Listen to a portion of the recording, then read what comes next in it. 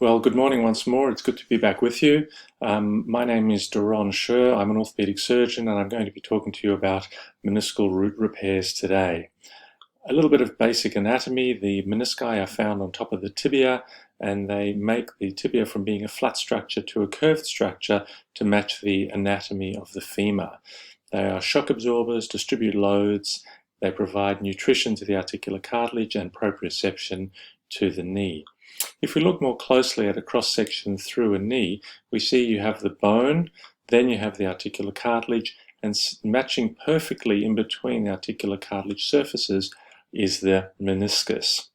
If we now look at the blood supply of the meniscus, the peripheral or vascular zone has a thicker convex shape, whereas the central avascular zone, which is otherwise called the white zone, has a more concave superior surface conforming to the femoral condyle. Now, the flat inferior surface of the avascular zone allows for optimal adherence to the tibial plateau. The blood supply comes in from the periphery and then peters out, and this is why if you have an injury in that red zone, it's more likely to heal than if the injury is in the red-white or white zone. These images are taken as if you were looking down on your own knee, and it can be a bit confusing, being a left knee with a a right knee with the medial meniscus on the left-hand side of the picture and the lateral meniscus on the right-hand side of the picture. The medial meniscus posterior root attachment is 9.6 millimeters posterior and 0.7 millimeters lateral to the medial tibial eminence, and that's the most reproducible osseous landmark in the knee. If you look at anteriorly, the medial meniscus anterior root attachment inserts along the anterior intercondylar crest of the anterior slope of the tibia. Now, turning this around to see what you're used to looking at when you're looking at the patient, you can see the image on the left is a right knee with the just a sketch of it. On the right side, there is an actual cadaver, and you'll see over here where these two stars are, that's where you want the drill holes to exit if you're going to do a meniscal root repair. But we'll talk more about this a little bit later. Within the menisci, they are mainly type 1 collagen fibers, and they are the primary providers of the tensile strength of the meniscus. They are arranged circumferentially as well as radially, as well as having a mesh network of fibers. So the extracellular matrix is made up mainly of water, with about 20% of it collagen, glycoproteins, proteoglycans, and non-collagenous proteins. As you get vertical force applied to the meniscus, it turns it into a more circumferential force, with the hoop stresses being distributed more evenly and protecting the articular cartilage from chondral wear. When we look at the motion of the menisci, in extension they glide anteriorly, and in flexion they glide posteriorly. And if you lose your meniscal root tear, there can be a lot more translation and a lot more stress in the peak contact pressure between the articular cartilage surfaces. So in extension, about 50% of the compressive load is transmitted through the meniscus, whereas in knee flexion, 85% of the compressive load is transmitted through the meniscus. And so we see in a diagram where there are normal hoop stresses over here, and we get even pressure through the menisci and articular cartilage. If we happen to have a tear of the meniscus as seen in this back corner, all the pressure goes onto the articular cartilage, and you can understand why that would start to deteriorate. Now, if we talk about meniscal injury classification, there are multiple different ways to think of it, and I think all of you will have seen this classic diagram showing the different type of meniscal tears. But the one type that this really doesn't look at is this type over here, where it tears right at the meniscal attachment. So a meniscal root tear is defined as a radial tear located within 1 centimeter from the medial meniscal attachment or a bony root avulsion. For this talk, I'm going to focus on medial tears, but they can occur on the lateral side as well. This is mostly associated with ACL injuries, so most of these patients are going to have an operation anyway. So the overall incidence of these tears is quite low. It's about 10% of all arthroscopic meniscectomies. And as I said, where the transmission of the circumferential hip stress is impaired, which alters the biomechanics and kinematics. So just to remind you, the root attachment site for the medial meniscus is identified that 9 to 9.6 millimeters posterior and lateral to that medial tibial eminence apex, which is that bony landmark, and Dr. Laprade has classified these into 5 tear types. Type 2 is subclassified into A, B, and C, and since these tears are increasingly being recognized as a cause of morbidity and the development of early OA, it's more important to understand when they're there and when they can be repaired. So the medial meniscus posterior root tears are commonly degenerative and seen in middle-aged women, and that may represent up to 20% of the posterior horn medial meniscal tears. So just going through them, the type 1 is a partial stable root tear. This is about 7% of the root tears, and it's within 9 millimeters of the center. And we're going to go through the MRI findings, which we see just this little white line showing the tear. The type 2 tears are the most common, nearly 70%, with the 2A, B, and C indicating whether it's 0 to 3, 3 to 6, or 6 to 9 millimeters from the root attachment. Type 3 tears are typically bucket handle tears, and you can see the tear extending here further back into the meniscus itself, and this is about 6% of root tears. Type 4 tears are the complex oblique tears and are about 10% of tears, and then there are the bony avulsions, which are much more rare and usually associated with other trauma to the knee. Now, there are 2 general age groups. Again, we're going to focus on the older age group, which is the over 40-year age group, acute onset but only relatively minor trauma, a minor squat, standing up for a chair, walking stairs, as distinct from the younger age group, which is usually associated with something like athletic activity and perhaps an ACL injury. So the history of a medial root tear is the same pretty much as any other meniscal tear. It's fairly abrupt onset, it's often more severe pain than what you would expect in these patients, and at least 70% of them are seen in degenerative knees. The other factor to look at is the diagnosis of spontaneous osteonecrosis, or SONC. Now, the risk factors for the root tears are varus alignment, increased age, higher body mass index, and female sex, and these have always been known as the risk factors for SONC. And it turns out that perhaps spontaneous osteonecrosis was just a missed diagnosis of a meniscal root tear, with increased stresses being placed on the bone, leading to the edema and stress fractures. Now, these patients may or may not hear a popping sound and may or may not present with specific joint margin tenderness when you see them. So the clinical examination is quite difficult to distinguish from any other type of meniscal tear, with joint line pain, effusion, and loss of flexion. Of course, you might get a positive McMurray's and Thessaly's test as well, although there probably won't be the mechanical click that McMurray described. Are there any objective signs? Well, there was one paper showing full extension and varus stress created pain, but this hasn't really been reproduced by other people. The root tear can result in an extruded meniscus, which is palpable along the anteromedial joint line with that various stress, and this extrusion disappears when normal knee alignment is restored.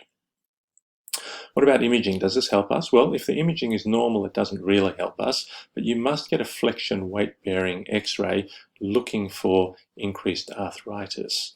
The other thing that's very helpful is a standing or full-length weight-bearing film to work out your degree of varus or valgus, and an MRI is the key for us when we're looking for articular cartilage damage and an actual meniscal tear.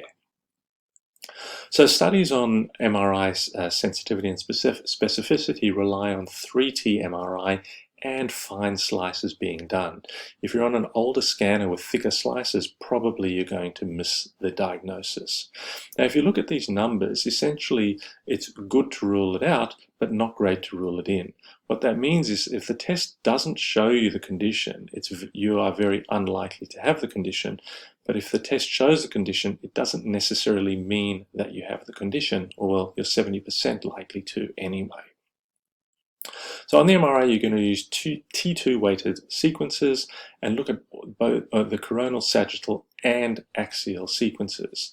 And what you're looking for are these things: a linear high signal intensity perpendicular to the meniscus at the meniscal root in the axial plane, and I'll show you that in a minute. The vertical linear defect, otherwise known as the truncation sign, and then the ghost sign with absence of the meniscus. So on this particular MRI, you see the posterior root avulsion and the gap between the meniscus and the root, and here you see the medial meniscus extruded beyond the tibial margin. So extrusion is considered pathological if it's more than 3 millimeters, and it's most clearly identified when using 2 consecutive slices on the MRI, and this will be found in nearly 2/3 of cases. And here's a clinical image showing a diagram showing it, and then the actual MRI showing the same thing. Once you have meniscal extrusion, clinical studies have shown a very high incidence of medial joint surface chondral damage in the order of 70 to 90% on arthroscopic examination.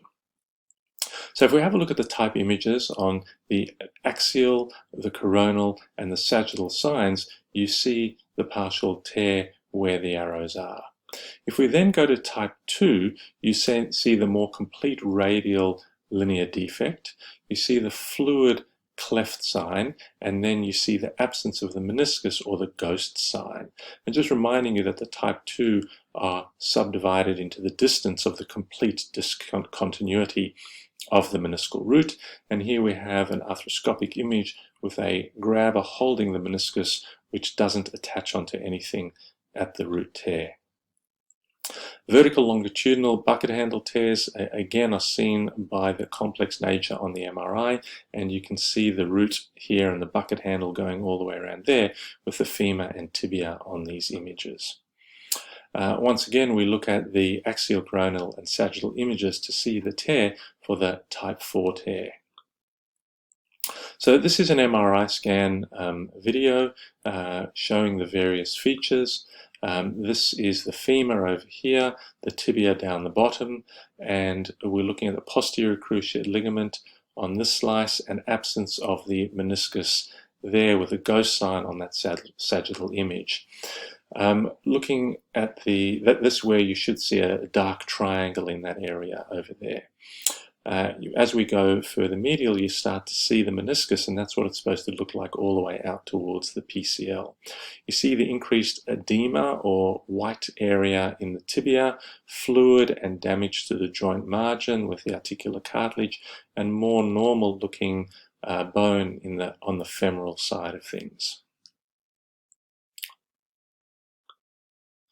On this MRI, we're starting to see meniscal extrusion, as well as seeing that increased bone edema in the tibia. And at this point here, you should see meniscus going down and attaching onto the tibia, which it clearly is not. The rest of the meniscus doesn't look too bad, although there is some signal change within it. And once again, we see the tibial bone edema and the absence here. Going through the coronal slices, we look at the lateral meniscus, the medial meniscus, and that fluid gap cleft sign at the back with the radial linear defect. All right, so are there any patients not suitable for any type of arthroscopic surgery in this case? Well, clearly the answer is yes. If they're elderly, if they don't have much in the way of symptoms, and particularly if they're not going to be able to tolerate the rehabilitation after the surgery. So if they've got fairly advanced arthritis, they're not going to get surgery. So what do we do with these people? Well, assuming they're not suitable for surgery, you're going to modify their activity, perhaps give them some anti-inflammatory tablets, some physiotherapy strengthening exercises, and some basic biomechanical modalities as well. What about surgical treatment? Well, surgical treatment is broadly divided into providing symptom relief in the short term versus correcting the biomechanics of the knee. And while surgical repair isn't indicated for people with more diffuse advanced arthritis, if the person has isolated articular cartilage injury, you may still go ahead with the surgery. So a total or partial meniscectomy was something that was performed in the past, and it definitely works well and gives the person a year or two of relief, but unfortunately then leads to more rapid onset of arthritis of the knee. Since the goal of surgical repair is to restore the joint contact pressures and kinematics and therefore delay the arthritis, repair is a very reasonable option in patients that can tolerate the rehab. All right, so who is a suitable patient? Well, you want someone under 65 years of age preferentially. You don't want them to have a lot of varus, and you want them to have mild arthritis with mild subluxation. What this means is that it's only about 20% of all root tears. So you've got an acute meniscal root tear, you must repair it. If you've got a chronic and they've got minor chondral lesions, you're going to treat them differently if they've got more advanced chondral lesions. The minor chondral lesions will get repaired, and the more significant chondral lesions will either have a partial meniscectomy or no surgical treatment at all. So who shouldn't get it? Well, basically the reverse of what we said. More than 65 years old, unable to tolerate the rehabilitation, varus, or advanced arthritis. And it's not good enough to get a standard weight-bearing view, which you see here, because on the flexion weight-bearing view, they might have more advanced arthritis visible. And this is probably 80% of all root tears that don't get surgery. So this is a diagram showing what's actually done with the drill holes going into the tibia and the sutures being tied over a button or post or fixed with an anchor on the anterior tibia. So there's that root attachment, there's those drill holes coming and exiting on the anterior tibia. Here's a couple of intraoperative photographs where you've seen the articular cartilage cleared with a drill hole coming out here and a suture passing device passing the stitch into the meniscus with the femur on top, the tibia down the bottom, and the meniscus on either side of it. So this is a cadaveric video showing you the operation. This is the femur up the top here, the tibia down the bottom. This is the medial meniscus, the tibial condyle. The articular cartilage has been cleared on the tibia, and we can see the guide being brought in now. And it's very important that this drill hole is made accurately. Ideally, we try to put two tunnels adjacent to each other and two sutures so that we can pull the meniscus down onto the bone and get healing in that area. And obviously by drilling holes in the area, we get a blood supply coming in. So this is a probe touching that root tear or that free end of the meniscus, which should be attached onto bone. And there you see the drill coming up into the tibia, and we'll leave a tube inside there to allow suture passage later. Here's one of many suture passing devices going into the knee. And you can see the blue and white thread, which will be passed into the meniscus itself. And we want to get a good bite of this really solid tissue so we can pull hard on it without it coming out. Once we've passed that suture with that needle punching through there, we then, the suture is grabbed automatically by that device and it's pulled out through the front portal of the knee. And then we have to be careful not to get our sutures crossed. So we might use a passing cannula to pass now a grabbing instrument. We pass a loop up that tibial tunnel, grab the loop with our passing instrument. We make sure that it's not caught on anything along the way. Pull it out through the front of the knee. We pull that blue and white suture into that black loop, which then pulls it down into the tibial tunnel.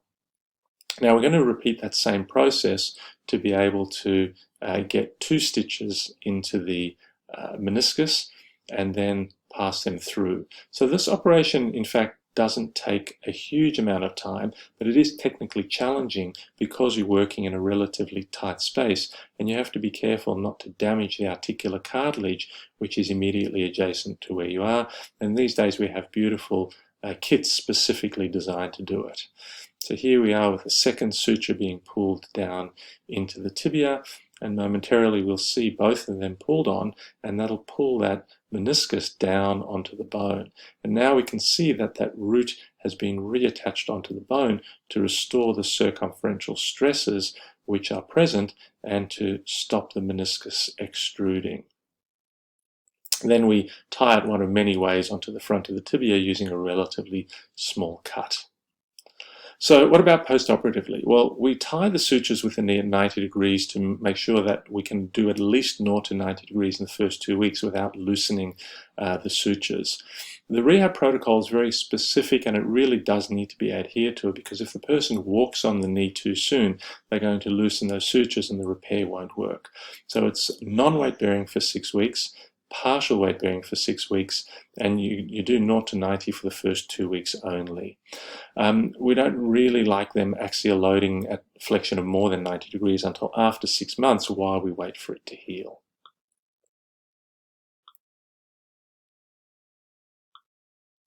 What are the other options? Well, you can use an unloaded brace if the person's got slight varus, and you also don't want them doing any cross-legged sitting or deep squats, anything else which is going to put a lot of pressure on the meniscus.